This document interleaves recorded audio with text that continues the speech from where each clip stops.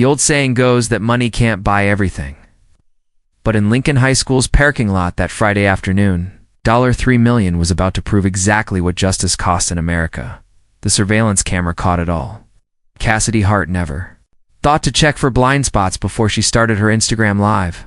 There she stood, designer heels clicking against asphalt.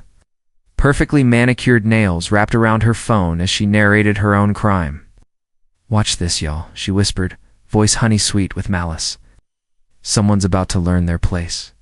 50 feet away, Mia Thompson walked to her beat-up Honda Civic. Calculus textbook clutched against her chest, completely unaware that her life was about to split in two before and after.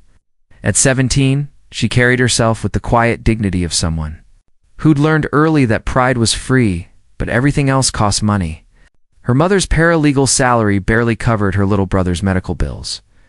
But Mia had something Cassidy's father's money couldn't buy: a mind that solved differential equations like breathing and a spine that wouldn't bend. Not even for the mayor's daughter. The mess started 3 weeks earlier in AP Calculus. Mrs. Peterson assigned the semester project 25% of their final grade. For Mia, it meant holding on to her full scholarship to UT Austin. For Cassidy, it meant maintaining the GPA for Yale. "Hey Mia," Cassidy cornered her after class. "I need you to handle my calc project. I'll pay you $500. Mia didn't look up from her color-coded notes. "No, excuse me." Nobody said no to Cassidy Hart. "I said no. Do your own work." The classroom went silent.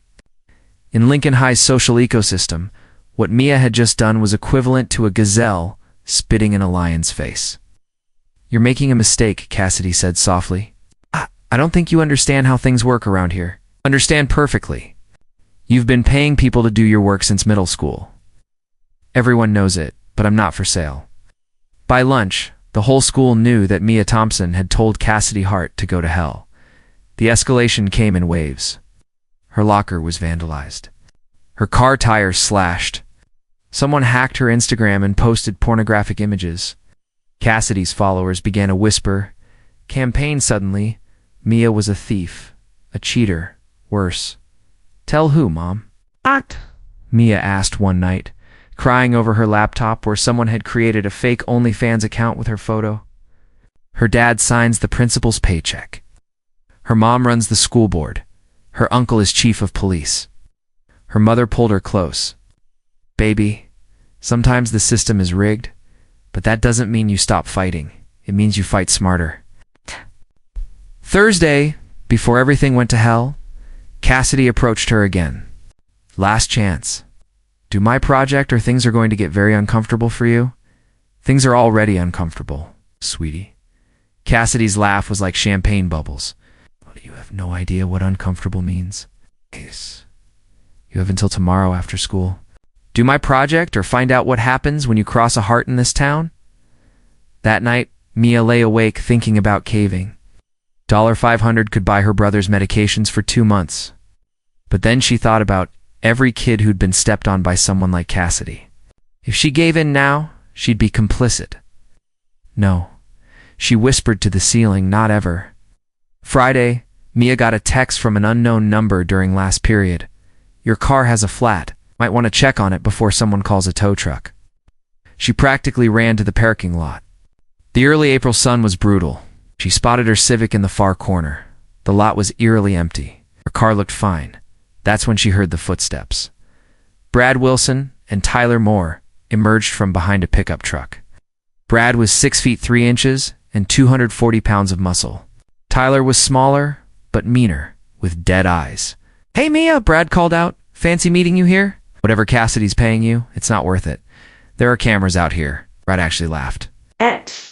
"You mean the cameras that have been mysteriously offline all week?"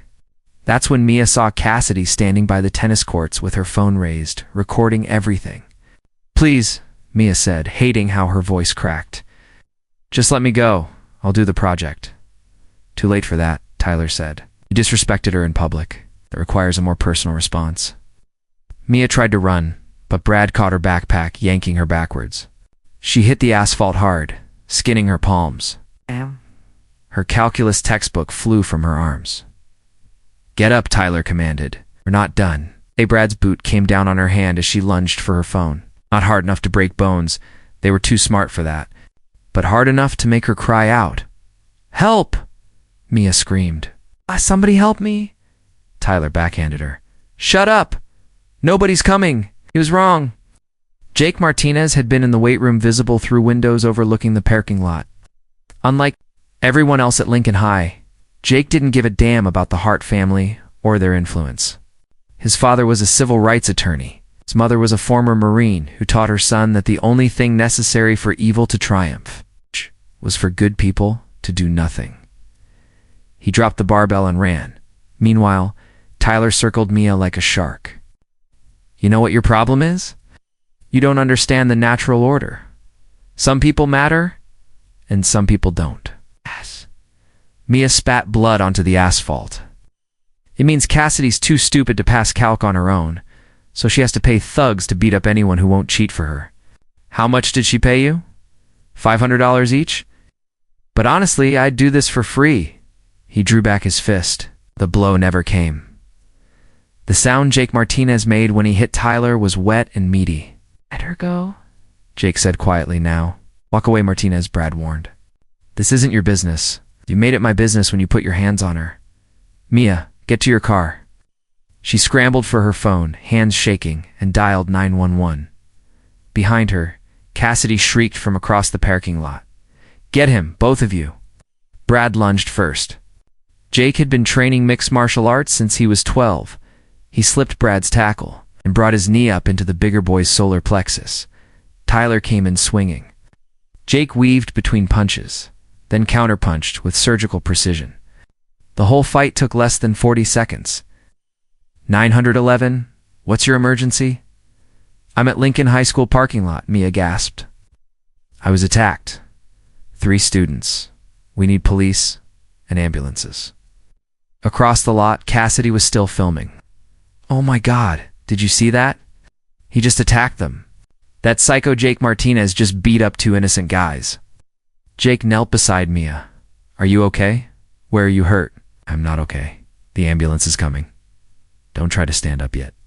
The next hour passed in a blur. What Cassidy didn't realize was that her video was already working against her. She'd been live streaming to her 8,000 Instagram followers. The first 10 minutes showed everything: her directing Brad and Tyler, Mia's desperate pleas, the initial assault. Within an hour, #JusticeForMia started trending. Detective Patricia Reeves saw through Cassidy's performance immediately. Miss Hart, this video shows you directing an assault. You're literally narrating while these boys attack Miss Thompson. That's not what happened. I was just documenting like a journalist. Journalists don't typically pay the subjects $500 each to commit felonies. Detective Reeves held up evidence bags containing the cash. Serial numbers match a withdrawal from your account this morning. You can't prove I want my lawyer? My father is the mayor. You have no idea who you're messing with. Actually, Miss Hart, I know exactly who I'm dealing with. You're under arrest for conspiracy to commit assault, assault and battery by proxy, and criminal harassment. The call came while Mia sat in the emergency room. Miss Thompson, my name is Sarah Chen from Chen & Associates. I saw the video, and I'd like to offer my services pro bono. You can't afford. Pro bono means free. I don't want your money. I want justice. 3 years ago, I won a $50 million judgment against Walmart for a client assaulted in their parking lot. What happened to your daughter is worse because it was premeditated. Why would you do this for free? Mia asked.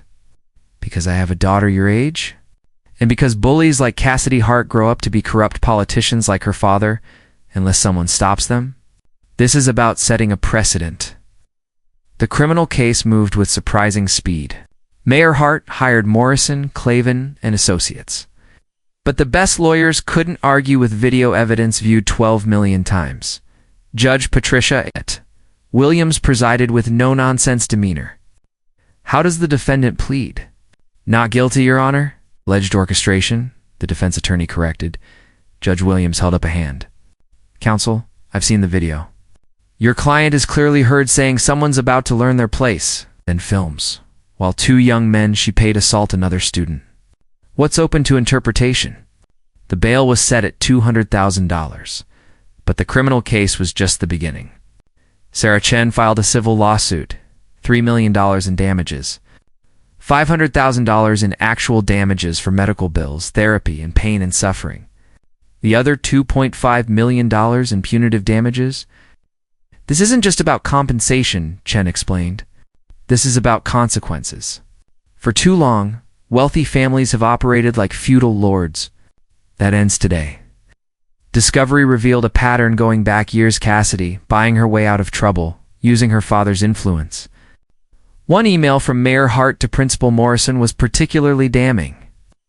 "I trust you'll handle this situation appropriately. I'd hate for the school to lose the Hart family's annual donation." Brad Wilson's flip was the trial's biggest surprise. Facing criminal charges and realizing the Hart family wouldn't pay his legal fees, he cooperated.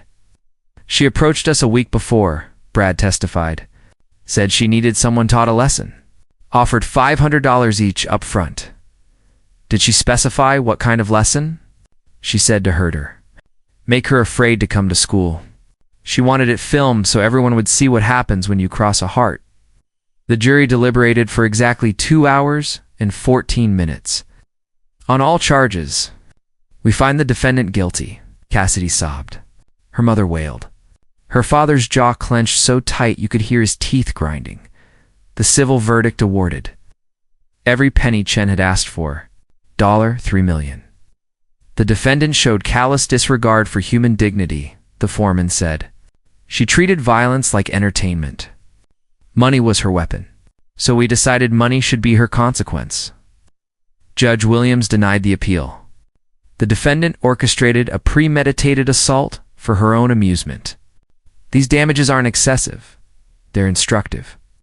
The settlement negotiations ended at $1.2 million paid in a lump sum. Cassidy's criminal sentencing came 2 weeks later. "Miss Hart, you had every advantage, every opportunity. Instead, you chose to become a predator. However, you are young. The court believes in redemption. I sentence you to 2 years probation, 500 hours community service at a victims assistance center, and mandatory counseling. Violate any terms, and you'll serve 5 years in state prison, Your Honor. Given my client's acceptance to Yale rescinded their offer yesterday.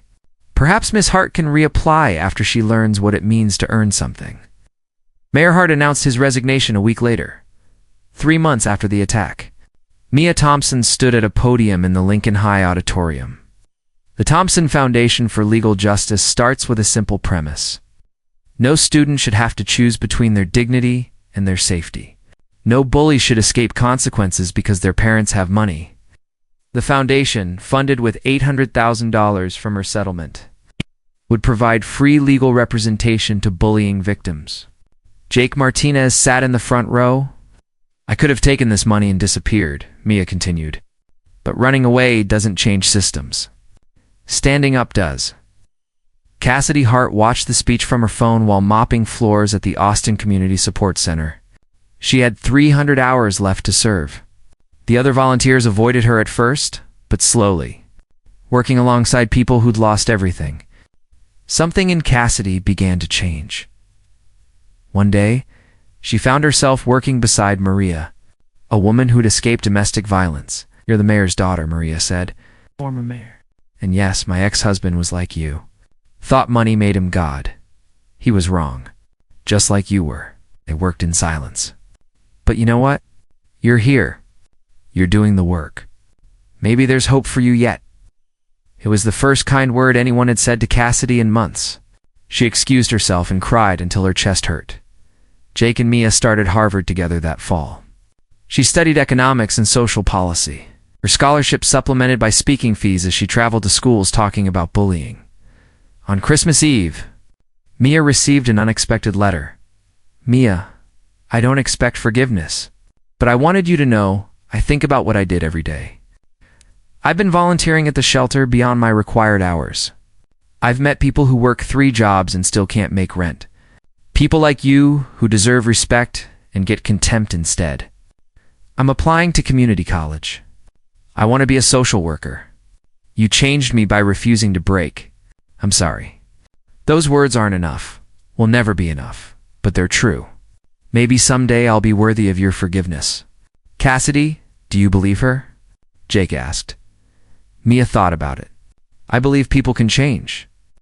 Isn't that what justice is supposed to be about? Not just punishment, but the possibility of redemption. They never became friends. But years later, when Cassidy graduated with her social work degree, Mia made an anonymous donation to her program. And when Mia argued her first case before the Supreme Court Thompson v. Austin School District, establishing federal protections for bullying victims, Cassidy watched from the gallery. The $3 million that had seemed so important became almost a footnote. The real judgment was measured and changed lives. Every student who found courage to report bullying, every parent who learned their wealth couldn't purchase immunity, the surveillance camera in Lincoln High's parking lot still recorded everything.